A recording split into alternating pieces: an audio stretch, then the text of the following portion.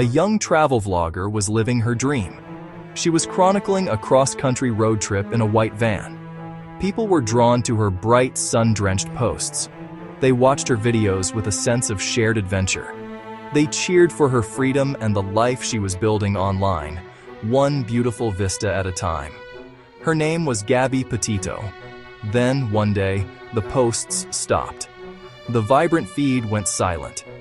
She did not answer her family's calls. She was gone. The silence that followed her disappearance would soon become a deafening roar of public concern, speculation, and a desperate search for answers that held millions of people captive. This is the story of Gabrielle "Gabby" Petito. Who was Gabby Petito? Before her name became a global headline, she was a 22-year-old artist and adventurer. Those who knew her described a young woman with a creative spirit and a deep love for travel, art, and the boundless beauty of the outdoors. Gabby channeled this passion into creating videos and photos from the road, building a significant following on social media platforms like Instagram and YouTube. People were captivated by her seemingly gentle voice and her van life posts, which curated a vision of simple living and freedom. Her feed was a tapestry of picturesque camping scenes, sweeping landscapes viewed from the back of her van, and reflections on living a slower, more intentional life. She embarked on this journey with her fiancé, Brian Laundrie, who was 23 at the time, from Northport, Florida, where the couple had been living. In the summer of 2021, they packed their lives into a converted 2012 white Ford Transit van and set off. Their plan was ambitious and inspiring: to travel across the United States, visiting national parks and iconic landmarks along the way. The van was their home, their transport, and the backdrop for the digital story they were telling the world. Behind the curated images, however, was a more complex reality. The cross-country trip officially began on July 2, 2021, when Gabby and Brian departed from Blue Point, New York. Their journey was meant to last for months, a grand tour of the American West. They documented their initial stops with enthusiasm. Monument Rocks, Kansas. Great Sand Dunes National Park, Colorado. Their social media feeds painted a classic American road trip. The white van became their signature, a symbol of van life. As July turned into August, they went deeper into the West. Utah, Zion National Park, Bryce Canyon National Park. On Instagram, Gabby shared photos hiking through Arches National Park. Arches post caption, August 12th. "We had a slow morning, it was a good morning." These posts were cataloged by reporters and law enforcement, a crucial public record.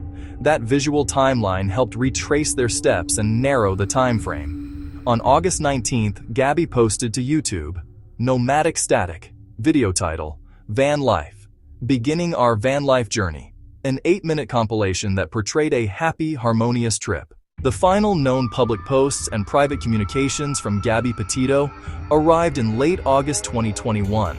According to her family, their regular contact began to falter around the last week of that month. Daily calls and texts became sporadic and then stopped. On August 25th, Gabby made a final, direct phone call to her mother, Nicole Schmidt. The family later described the call, from the area of Grand Teton National Park, as brief and unusual. Publicly released reports detailed texts sent from Gabby's phone in the days that followed. One on August 27th mentioned Stan, Gabby's grandfather, a detail her mother found odd. Another on August 30th read, "No service in Yosemite." These final, cryptic communications became a key focus. Some investigators theorized they may not have been sent by Gabby. Her last confirmed public post was August 25th. Witnesses reported the white van at the Spread Creek dispersed camping area on August 27th. A travel vlogger later discovered she had captured the van there the same evening. The last confirmed in-person sighting of Gabby by anyone other than Brian was August 27th, leaving a restaurant in Jackson. After that, the trail went cold. The window of her disappearance narrowed to a few critical days in Wyoming. Section 5. The search begins. A missing person report ignites a nation. On September 11, 2021, Gabby's family reported her missing to Suffolk County Police. They couldn't reach her, and panic set in. Brian Laundrie had returned to his parents' home in Northport, Florida on September 1st, without her. Local news picked up the family's pleas. The story spread rapidly. regional news, then national platforms. The investigation escalated as public fascination grew. Northport police tried to speak with Brian and his family. They were met with silence. With no cooperation, the case was elevated to the FBI. Denver field office deployed resources to Wyoming. The search wasn't limited to law enforcement. Social media exploded. TikTok, Instagram, Facebook. People analyzed posts, mapped her route, and shared theories, helpful and speculative.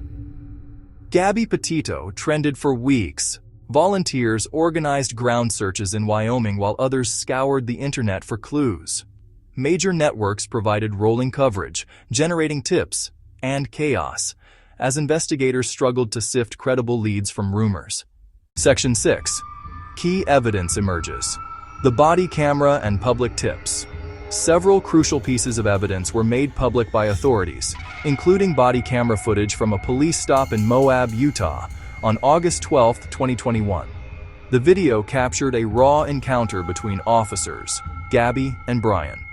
Police had responded to a 911 call reporting a possible domestic dispute. Gabby was visibly distressed, describing mounting stress and an argument that had escalated. Brian appeared calm while describing the conflict to another officer. The release sent shockwaves through the public, offering an unvarnished glimpse into a troubled dynamic, in stark contrast to their polished social media. Officers decided to separate the couple for the night, classifying the incident as a mental, emotional health break. The video sparked intense debate and scrutiny over the police response. For many, a missed opportunity. Beyond the footage, public tips proved invaluable after the FBI appealed for information from anyone at Spread Creek between August 27th and 30th. Travel bloggers who captured the van provided a time-stamped geographic anchor. Other witnesses reported a tense restaurant incident in Jackson on August 27th. On Sunday, September 19, 2021, the nationwide search reached its heartbreaking conclusion. Acting on credible tips, teams went to the Spread Creek dispersed camping area.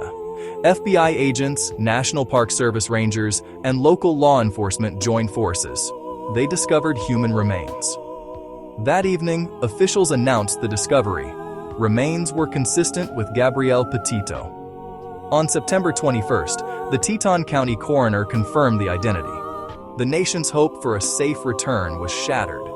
The coroner initially ruled her death a homicide. On October 12th, the final findings. The cause of death was strangulation, estimated 3 to 4 weeks in the wilderness. The investigation shifted from a missing person search to a murder investigation as her family mourned in the public eye. While the search for Gabby was underway, Brian Laundrie had returned alone to Northport, Florida on September 1st in the white van. His family retained a lawyer and refused to speak with police or the Petito family. On September 15th, he was named a person of interest. His silence fueled public suspicion. On September 17th, his parents reported him missing, later adjusting the last seen date. They said he went hiking in the nearby Carlton Reserve, 25,000 acres of inhospitable wetlands. A massive manhunt began involving local police, the FBI, and specialized search and rescue teams. The search was arduous, often in waist-deep water and brutal heat. On September 23rd, a federal arrest warrant issued, not for Gabby's death, but for unauthorized use of a debit card and PIN. Weeks passed without success, prompting widespread speculation about his whereabouts.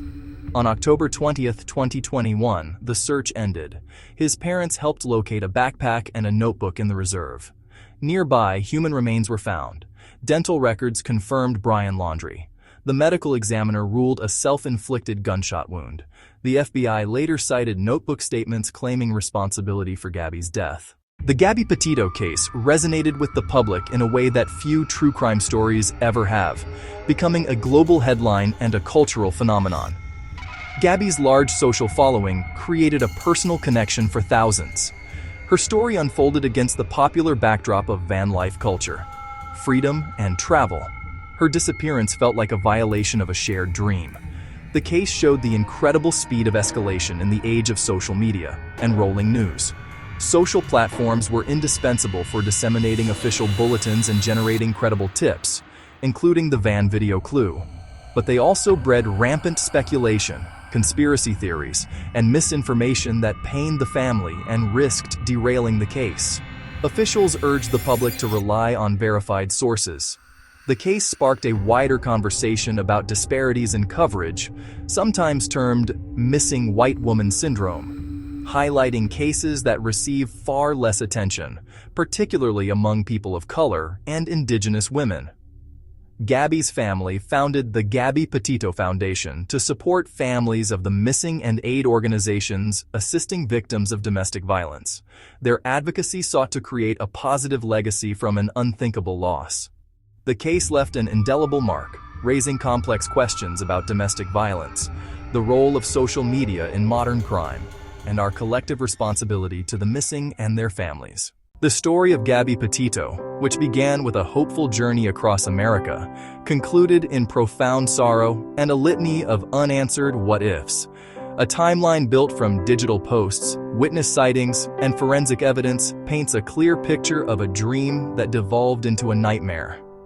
Meticulous police work, bolstered by public vigilance, brought factual clarity. Official reports from the FBI, local police, and the coroner's office provided confirmed facts that cut through speculation. From this heartbreaking case, several lessons emerge. Rely on verified information. Rumors can spread faster than truth. Share only confirmed details. Speculation created noise, hampered investigators, and harmed grieving families. Public assistance matters. Locating the van came from citizen tips. Witnesses helped build the timeline. Finally, Gabby's story reminds us of the hidden complexities of domestic relationships and the fragility of life. Her family asks she be remembered not for the way she died, but for the vibrant spirit she was: adventurous, creative, loving. The Gabby Petito case became one of the most followed investigations in recent history. While many questions were eventually answered, the story continues to leave a lasting impact on millions around the world.